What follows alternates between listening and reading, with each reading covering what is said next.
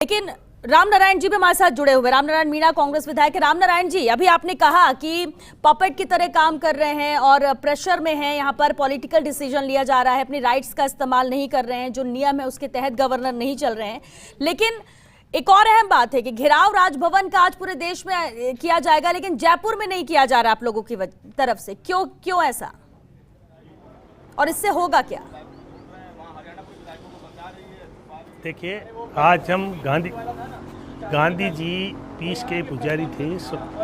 वो चाहते थे शांति व्यवस्था, हम उनके नाम पे आज रामधुनी करेंगे। लेकिन जब हम गवर्नर के पास चुने हुए विधायक नहीं, साधारण आदमी भी जिस लोन में जा सकता है, पीए के पास जाता है, उसी को भी उदाहरण बनाया।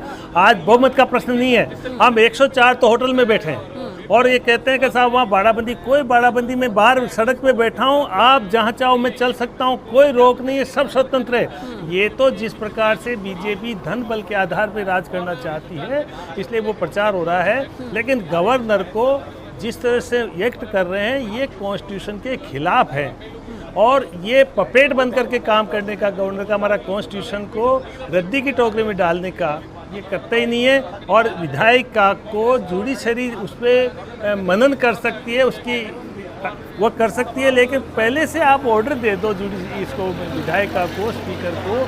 ये देश में पहली दफा हो रहा है। लेकिन रामनारायण जी, आपने कहा कि आप लोग 104 विधायक हैं जो होटल के अंदर मौजूद हैं। बीजेपी की तरफ से कहा जा रहा है कि आप लोग भी वहां पर पैक्ड हैं, आप लोग भी बंधक ही हैं, कोई निकल नहीं सकता, लेकिन आप कह रहे हैं कि कोई भी कहीं भी जा सकता है। एक बात बताइए, फिर आप लोग क्यों वहां पर रुके हुए हैं? अगर कांग्रेस के साथ हैं, कोई दिक्कत नहीं है, तो होटल से बाहर आ जाइए। मैं बैठा हुआ जी, नहीं क्यों रुके हैं? हम डरते हैं। किस बात का डर? हम डरते हैं इसकी अड़ू खां से।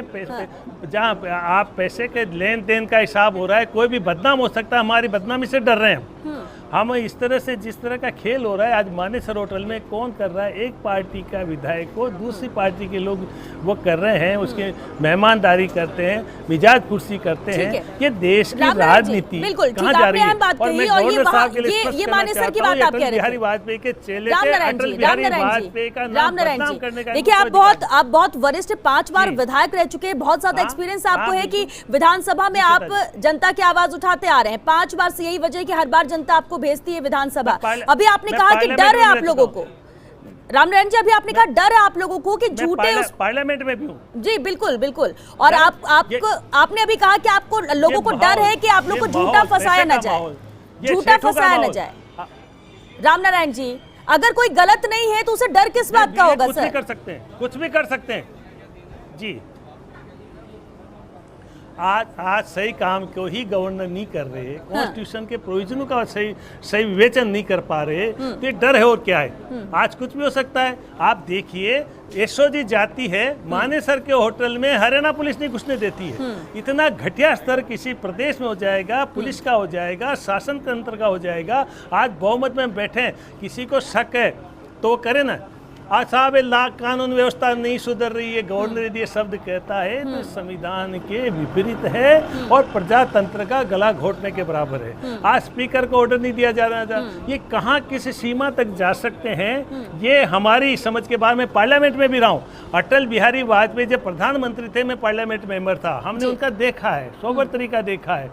वो वही व्यक्ति थे जिन्होंने इंदिरा जी के बारे में कसीदे गढ़े थे, क्योंकि देश की रक्षा की थी। बांग्लादेश को उन्होंने पाकिस्तान से अलग करके हिंदुस्तान को स्वतंत्र किया था। आज हमारे फाइटर ब्रिगेड टीवी में बताए जा रहे हैं, ये नहीं बताया जा रहा है इतना किलोमीटर जमीन पे चीन ने कब्जा कर लिया। ये जो स्थितियां बन रही है देश की, आज रेलवे को बेचा जा रहा है, आज के दूसरे संपत्ति को बेचा जा रहा है। 188 जो हमारी इंस्टीट्यूशन मुद्दे बहुत है रामनारायण जी, बिल्कुल। और लेकिन अभी अगर मौजूदा सियासी हालात प्रदेश की हम बात करें, रामनारायण जी, 104 आप कह रहे विधायक हैं, आप लोग अंदर हैं, मौजूद हैं, लेकिन एक बात बताइए, जनता के काम कैसे हो रहे हैं? काम अंदर से थोड़े ना विधायक कर पा रहे होंगे। दूसरी तरफ आप कह रहे हैं कि डर है हमें कि हमें फंसा न दिया जाए किसी गलत मामले में, किसी में उलझा न दिया जाए।